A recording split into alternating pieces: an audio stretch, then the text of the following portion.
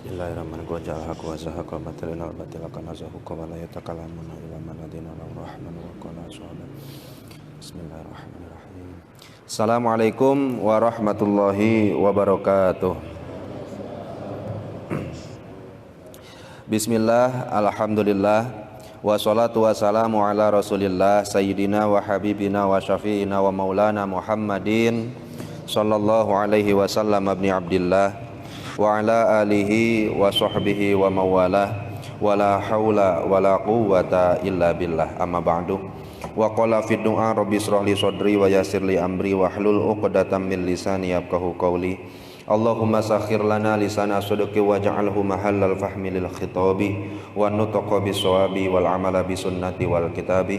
Allahumma iftah lana abwabal ilmi wa zidna ilma wa fahma wa alhiqna bis salihin. Allahumma iftah alaina futuhal arifin bi hikmatika wansur alaina rahmataka wa zakirna manasina ya zal jalali wal ikram walhamdulillahi rabbil alamin. Bapak-bapak yang saya hormati, alhamdulillah pada kesempatan kali ini kita bisa melanjutkan lagi kajian kita membaca kitab Hikam Ibnu Athaillah As-Sakandari, yang mudah-mudahan kita selalu dibimbing oleh Allah Subhanahu wa taala, diberikan pituduh, diberikan hidayah, dibimbing dengan taufiknya, sehingga langkah kita menuju dan menjadi orang-orang yang bertakwa itu lebih mudah untuk kita capai. Amin ya Allah ya rabbal alamin. Pun mudah-mudahan kita yang hadir di sini seluruh hajatnya diijabah, dikabul oleh Allah Subhanahu wa taala, dan mudah-mudahan sing dijembarkeun rezekinya, dan mudah-mudahan anak turunan kita, bojo kita semuanya dicetak oleh Allah menjadi orang bertakwa dan dijadikan ahli surga. Amin ya Allah ya rabbal alamin. Pada kesempatan kali ini insyaallah kita akan lanjutkan lagi, yaitu hikmah yang kelima ya Pak ya. Sebadanya kemarin kita membaca hikmah yang keempat, yang mana di hikmah yang keempat kemarin kita berbicara tentang tadbir. Arih nafsaka minat tadbir fama qoma bihi ghairuka la takum bihi anta li nafsika. Kalau kita mau simpulkan sedikit sambil mengingat-ingat kembali bahwa di hikmah yang keempat Syekh Ibnu Athaillah As-Sakandari memberikan kita sebuah hikmah yang luar biasa, terutama bagi kita-kita yang memang masih punya tanggungan, baik itu keluarga ataupun siapapun, sehingga kita wajib untuk berasbab. Maka ketika kita bekerja menjalankan asbab, apapun bidangnya, apapun jenisnya, maka diwanti-wanti untuk arih nafsaka minat tadbir. Jangan sok milu-milu ngatur hasil akhir dari usaha yang kita lakukan, karena kewajiban yang Allah bebankan kepada kita ya asbabnya. Kewajiban yang Allah berikan kepada kita ya kerjanya, bertaninya, berdagangnya. Namun hasil, untung dan ruginya itu semuanya urusan Allah Subhanahu wa taala. Ranahnya kita di asbab, tadbirnya, akhirnya, keputusannya Allah Subhanahu wa taala. Nah, ini pun masih nyambung dari hikmah yang keempat. Kalau kita bisa baca sedikit bahwa hikam yang kelima ini berbunyi ijtihaduka fima dumina laka wa taqsiruka fima tuliba minka dalilun ala intimasil basirah minka. Ini kalau kita artikan secara harfiahnya saja dulu, berijtihadnya engkau pada sesuatu yang Allah Subhanahu wa taala telah jamin, kemudian taksirnya engkau pada sesuatu yang Allah Subhanahu wa taala bebankan kepadamu, maka itu menjadi dalil, menjadi petunjuk akan matinya basiroh yang ada di dalam dirimu. Ini berarti banyak kosakata yang mesti kita logatan. Nah, lamun kata santri mah kudu dilogatan heula. Ya kita terangkan dulu, ya kita maknai dulu apa sih ijtihad itu. Kadang-kadang kan kita juga sok ada ya banyak ijtihad, kira-kira apa Pak? Berijtihad. Kalau di urusan fikih si berijtihad itu ialah badlul juhdi, kita mengeluarkan seluruh kemampuan kita fi talabi maksudihi, untuk mendapatkan apa yang kita inginkan, terutama ketika kita berijtihad dalam masalah agama. Makanya kan ada Imam Syafi'i, Imam Maliki, Imam Hanafi, Imam Hambali, mereka disebutnya mujtahid, orang yang berijtihad. Untuk menemukan satu hukum, mereka harus sekuat tenaga mengeluarkan daya upaya mereka, pikiran mereka, tenaga mereka, luangkan waktu mereka. Untuk apa? Hanya sekedar mencari kalau perempuan dan laki-laki yang bukan mahram bertemu kulit batal atau tidak. Kan gitu ya Pak. Itu ijtihad namanya. Kenapa? Ya karena memang dalilnya nggak ada yang secara dohir ditersurat di dalam Al-Quran ataupun hadis. Sehingga kalau tidak ada Al-Qurannya, tidak ada hadisnya, maka mereka berijtihad. Maka berijtihad itu apa jadinya Pak? Berusaha semaksimal mungkin untuk mendapatkan dalil petunjuk bahwa kalau ketemu kulit, pantal kulit laki-laki dan perempuan bukan mahram, batal wudhu kah atau tidak? Bapak-bapak di dia batal atau tidak? Ya bapak-bapak di dia batal enggak? Pokoknya nama kondisional lah. Ya itu kan kalau Imam Maliki, Imam Hambali, Imam Hanafi kan nggak batal ya Pak. Tapi kalau Imam Syafi'i, jangankan orang lain, dengan istri sendiri pun ya batal wudhunya. Kenapa? Oh nanti itu mah nantilah ustadz-ustadz yang kajian fikih itu yang menjelaskan elatnya. Kalau kita hanya mencari kata ijtihadnya saja. Terus kalau ijtihad yang kita maksud di dalam ilmu atau kitab hikam ini apa? Al-ijtihadu fi syai' iku istifragul juhdi wat taqati fi talabihi. Berijtihad itu adalah mengeluarkan seluruh kemampuan yang ada, mengeluarkan banting tulang, bahkan maksimalkan seluruh pikiran yang ada untuk mencapai hal yang kita inginkan. Jadi kalau kita sambung tadi dengan bait yang ada di hikam tadi, ijtihaduka, bersungguh-sungguhnya engkau untuk mencapai sesuatu yang dumina laka, yang telah dijamin oleh Allah untukmu. Nah, jadi nyambungnya gitu Pak. Ketika kita bersungguh-sungguh, bersusah payah, banting tulang, dukhulu pet nyawa untuk mencari sesuatu yang telah Allah Subhanahu wa taala tanggung dan jamin untuk kita. Tapi di samping itu watak siruka, taksir. Apa itu taksir? At-tafrid wa tad'i, menyia-nyiakan. Lamun dulu saya ngelogat di guru itu PPK. Bapak ada yang tahu PPK nggak Pak? Nggak ada ya Pak? Taledar atau ceroboh atau apa lagi ya Pak ya? Ketika kita bersungguh-sungguh dalam hal yang Allah Subhanahu wa taala telah jamin untuk kita, namun di sisi lain kita PPK, kita ceroboh, kita acuh tak acuh dalam urusan bima tulibalaka yang Allah Subhanahu wa taala bebankan, Allah Subhanahu wa taala perintahkan kepada kita, maka itu dalilun, jadi pertanda, jadi ciri ala intimasil basiroh minka, padamnya basiroh yang ada di dirimu. Nah, ini basiroh itu apa Pak? Kan kita kenal kalau dalam bahasa Arab itu ada basor. Basor itu apa Pak? Wahwa sami'ul basir. Wahwa sami', dan Allah itu yang maha mendengar, wal basir, dan maha melihat. Melihat itu sifatnya, tapi alatnya itu basor. Basor itu penglihatan. Alatnya lagi ainun. Ainun itu matanya. Jadi indranya itu ya basor. Nah, ketika kita berbicara tentang basor, tentang mata, maka apa itu basor? Apa itu basiroh? Nah, di sini terangkan banyak. Wal basirotu nadirul qalbi. Basiroh itu adalah alat penglihatan yang adanya di hati kita. Jadi Bapak itu bisa melihat sesuatu dengan hati. Nanti kita coba sedikit ilustrasikan gimana sih penglihatan Bapak dengan menggunakan basiroh. Kemudian wal basor, sedangkan mata nadirul qalibi, yaitu alat melihatnya dohir kita. Sehingga la taro ilal ma'aniyah. Basiroh fungsinya untuk melihat hal-hal yang tersirat, yang bersifat maknawiyah.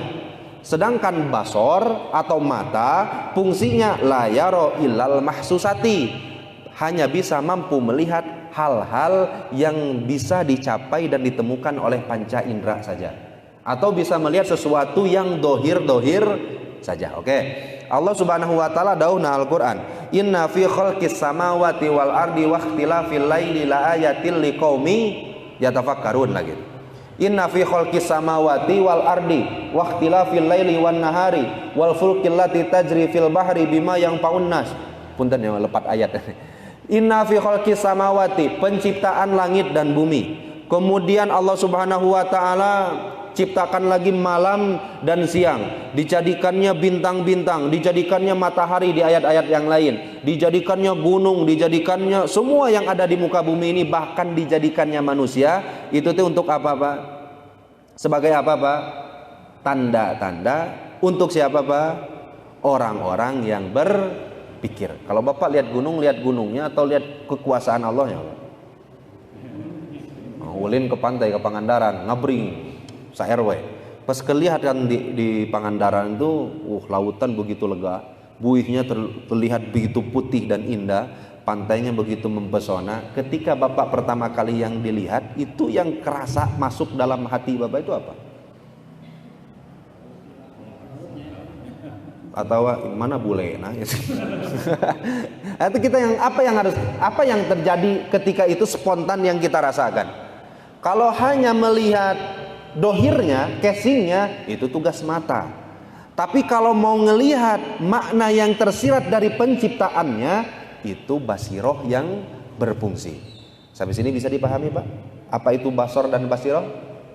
Ketika kita membaca ayat-ayat suci Al-Quran, yaitu ayat kauliyah, karena kan nanti kita berbicara tentang dua ayat, nanti ada kauniyahnya, ada ayat kauliyahnya. Ketika kita melihat ayat kauliyahnya Allah Subhanahu wa taala, kadang-kadang kan kita punten Pak, ketika membaca ayat iyyaka na'budu wa iyyaka nasta'in. Ini kadang-kadang kan kalau kita lihat dengan basiroh, ya mau nangis sebenarnya. Kenapa ya? Karena secara arti sih kita kadang-kadang lihat cuma pakai mata saja. Iyyaka na'budu, hanya kepada Engkau kami sholat, hanya kepada Engkau kami puasa, hanya kepada Engkau kami zakat, sedekah dan lain-lainnya. Wa iyyaka nasta'in, dan sebagai gantinya ya Allah, berikanlah permintaan yang aku, keluarga aku, bahkan seluruh jamaah ini minta kepadamu. Sehingga kan maknanya tuh sebak dan nyembah, kita berdoa. Tapi kalau kita lihat maknanya yang lebih dalam lagi, iyyaka na'budu, kita ini punya spirit, punya niat untuk senantiasa beribadah kepada Allah. Walaupun taledar, kadang-kadang ingin melaksanakan sholat awal waktu, tapi pada bukti nama tengah-tengah waktu, kadang-kadang akhir waktu. Niatnya mah pingin ngelaksanakan sholat tahajud, tapi apalah daya ketika tertidur pulas sampai bangun waktu subuh. Niatnya mah tos aya, ingin menghindari diri dari kemaksiatan, tapi apalah daya, godaan nafsu begitu kuat, setan tak berhenti membisikkan, mewaswaskan diri kita, didukung dengan teman-teman dan lingkungan yang ngajak wae karena maksiat, bahkan di modalan deh, ke teman-teman kita teh, ke orang yang berada di lingkungan kita teh, sehingga keinginan kuat mah hoyong kita beribadah kepada Allah Pak, hoyong.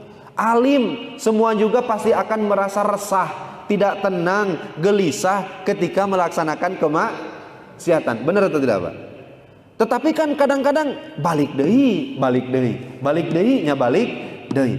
Kita juga akan merasa tidak tenang, resah, gelisah ketika ibadah yang kita lakukan tidak sempurna. Punten, sholat kan ya khusyuknya ya boro-boro kita mah Pak. Satu rukun sholat saja khusyuk nyeseh. Orang dites Sayyidina Ali baik yang begitu dekat dengan Kanjeng Rasul, satu rakaat nggak bisa khusyuk, ya apalagi model-model orang kieu banyak.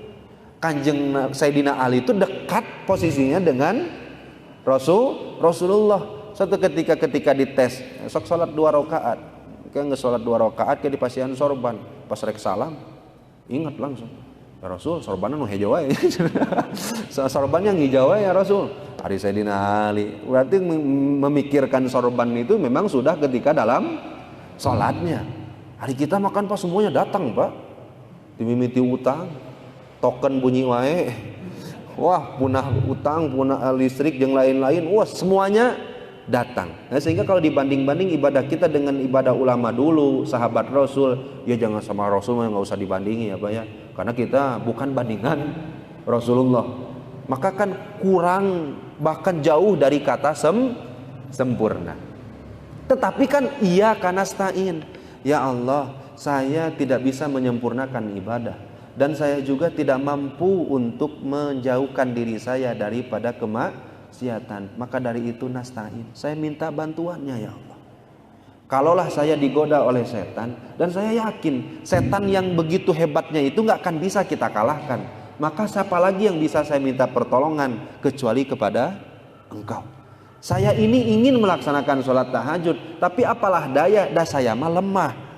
Jangankan untuk bisa melaksanakan sholat tahajud, sholat 5 waktu pun itu berat saya lakukan dan sudah bersusah payah untuk melawan godaannya. Maka untuk menambah ibadah saya perlu bantuan dan bimbingan Allah Subhanahu wa ta'ala. Terlihat dohirnya ayat ya kayak gitu Pak, hanya ibadah, setelah itu meminta pertolongan. Tapi kalau kita lihat makna yang lebih dalam dari itu, tentu melihat itu dengan basirah. Sehingga mudah-mudahan Pak, kita semuanya dikarunia oleh Allah Subhanahu wa ta'ala basirah yang begitu hebat, basirah yang begitu kuat, sehingga apa yang terlihat oleh mata langsung nyambung dengan basirah yang ada di dalam hati. Sehingga banyak ulama yang mengatakan gini Pak, al-basiratu la taro illal mukawwin wal basor la yaro illal qaun. Kalaulah mata tugasnya melihat makhluk, maka mata basirah tugasnya melihat Allah. Maka nanti sahabat Rasul itu banyak yang mengatakan gini, nanti insya Allah nanti kita kaji Pak di bab yang selanjutnya. Ketika sahabat Rasul Khulafaur Rasyidin semuanya berpendapat, salah satunya Sayyidina Abu Bakar, Utsman, Ali, dan bahkan Sayyidina Umar, itu mereka sampai-sampai mengatakan ana la ra'aitullaha ta'ala qabla kulli syai'in. Sebelum saya melihat segala sesuatu, maka yang datang itu Allah dulu ke dalam hati. Jadi Bapak sebelum melihat gunung itu yang datang itu ke dalam hati langsung Allah sebelumnya. Bahkan sahabat Rasul ada yang mengatakan saya melihat Allah inda kulli syai'in, ketika bersamaan melihat makhluknya. Bahkan ada juga sahabat Rasul la ra'aitullaha ta'ala ba'da kulli syai'in, saya melihat Allah, saya merasakan kehadiran Allah seba'da saya melihat makhluknya. Kalau kita di posisi mana? Ngalamun geus ngahulang ge mah nya kaopan mah aya deui ya. Nah ini mudah-mudahan basirah kita ini semakin tajam. Tah, gimana kita bisa mendeteksi basirah yang kita miliki ini udah terkalahkan oleh mata, atau masih imbang, atau basirah sudah menguasai hati, menguasai mata. Jadi nanti gini Pak, ada orang itu matanya udah dikuasai basirah, artinya melihat apapun itu semuanya dilihat oleh basirahnya. Sehingga Bapak kalau ngelihat makhluk Allah tuh bukan melihat hasil dari mata, tapi melihat hasil dari basirah. Melihat diri sendiri, melihat tangan sendiri pun itu bukan pakai mata. Iya memang mata melihat, tapi saking hebatnya basirah, maka mata basirah ini menguasai mata dohirnya. Sehingga ketika melihat tangan, maksiatnya banyak, ibadahnya kurang, tapi fungsinya sampai sekarang tak pernah dicabut oleh Allah Subhanahu wa ta'ala. Kan gitu ya Pak. Kaki saya sehat, tapi melangkahkan kaki untuk mendapat pahala kurang, bahkan jarang. Melangkahkan kaki untuk berbuat maksiat sering, tapi kok fungsinya sampai sekarang masih utuh, masih seperti sedia kala Allah Subhanahu wa ta'ala menciptakannya. Apakah pernah kita mentafakuri diri kita sendiri? Kadang-kadang kan gitu Pak, tangan kalau Bapak hitung, yuk kita coba, Bapak beli buku satu, Bapak hitung tangan Bapak udah ngapain aja maksiatnya.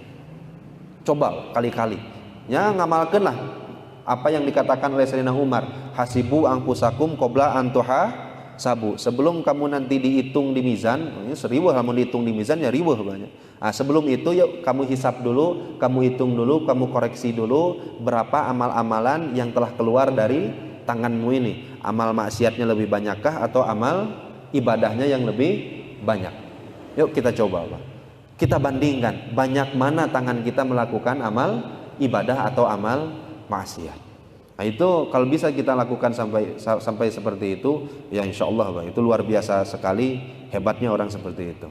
Nah, sehingga tadi Pak, kalau kita sambung lagi Pak, basiroh hanya bisa melihat Allah, sedangkan mata melihat makhluknya.